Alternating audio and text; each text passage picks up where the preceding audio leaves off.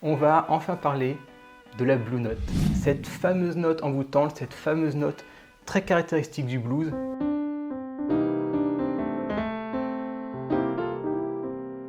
On va voir qu'est-ce que la Blue Note, on va voir pourquoi elle sonne comme ça, et on va voir comment improviser avec une Blue Note en voyant ce qu'il faut faire et ce qu'il faut surtout pas faire.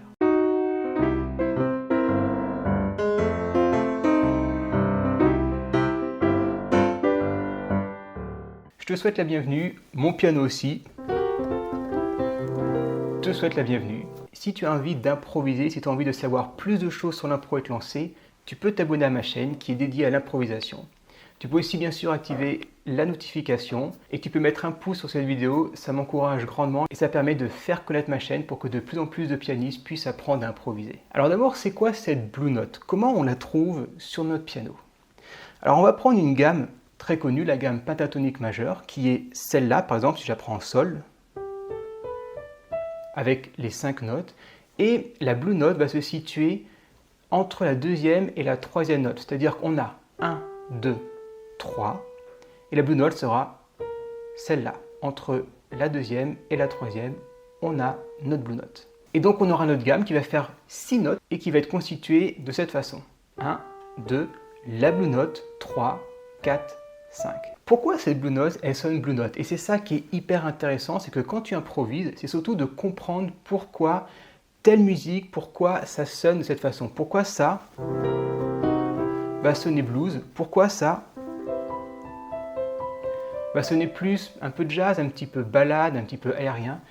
C'est l'essence même pour apprendre l'improvisation, pour ensuite tu puisses en fait jouer tes propres émotions.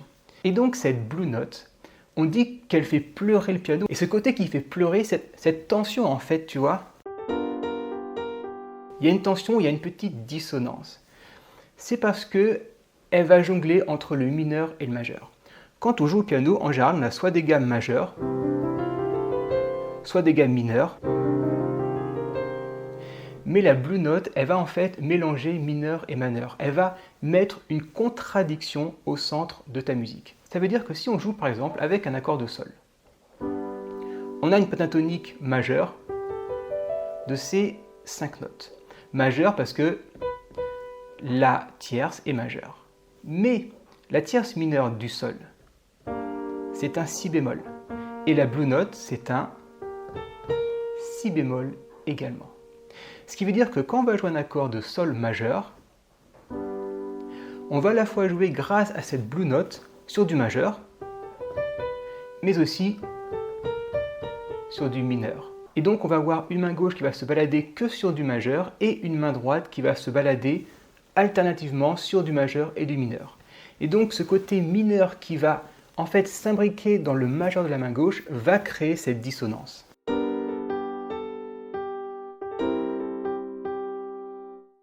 Voilà toute l'explication de la Blue Note. Bien qu'au piano, il y ait plusieurs Blue Notes, mais on va s'attarder que sur celle-là, la plus connue. Comment l'utiliser? On peut faire tout simplement avec une gamme majeure pentatonique auquel on rajoute une Blue Note. Tu peux par exemple prendre un accord de sol majeur et un accord de do majeur qu'on va faire tourner en boucle. Tu vas pouvoir parcourir avec ta main droite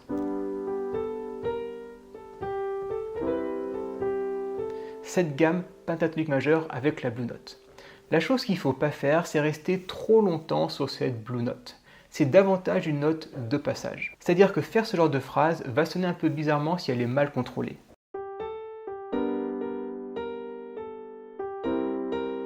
Tu vois, la dissonance, elle est un peu trop présente.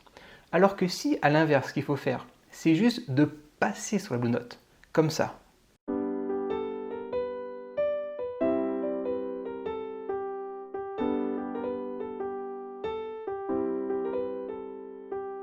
Et ainsi, le fait de passer sur la Blue Note, que ce soit une note de transition, tu vas à la fois jouer rapidement du mineur et du majeur. Et tu vas pouvoir switcher entre ces deux tonalités rapidement, ce qui va faire que l'oreille va entendre deux notes qui vont être un peu opposées au final, au niveau de la tonalité, et qui va faire blueser ton piano. Et comme tu le sais, l'improvisation, c'est surtout dans la pratique.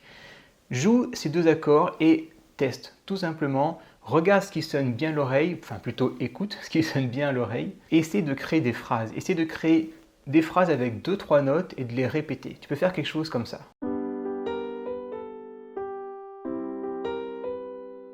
Et toi, là, je m'arrête. Je la refais. Là, je m'arrête. Je peux la refaire.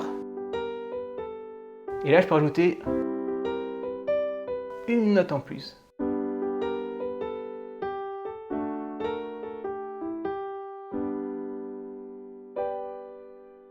Alors bien évidemment, on peut aller beaucoup plus loin. Là, je t'ai montré juste une impro note à note. On peut aussi bien sûr l'utiliser quand on fait des accords ou des appoggiatures.